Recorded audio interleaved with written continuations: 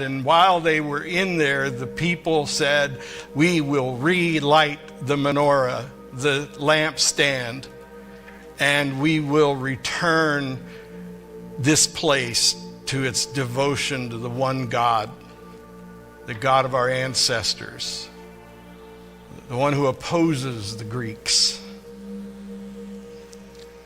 Only problem was their lamps were out of oil. But they lit them anyway, and so the miracle was that the lamp remained lit for 8 days despite having no oil. And then they were able to generate more oil and relight it properly with oil. And the miracle of Hanukkah is that God's light came in the midst of darkness. Now, just see where I'm going here, I hope. There was darkness in the spiritual sense because light in the Bible represents truth, absolute love, grace, promise, hope. It represents the very presence of God.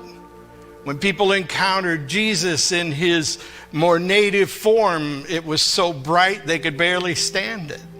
Light is the sign of God's presence, and his presence lets nothing hide in the shadows. Darkness then is the opposite. It represents evil. It represents things that hide. It represents the things we do in the dark and hope nobody sees. It represents the darkness of ideas that lead to chaos, that lead to oppression, death and decay. And this is what happened to the temple during this period, about 400 years before the coming of Christ.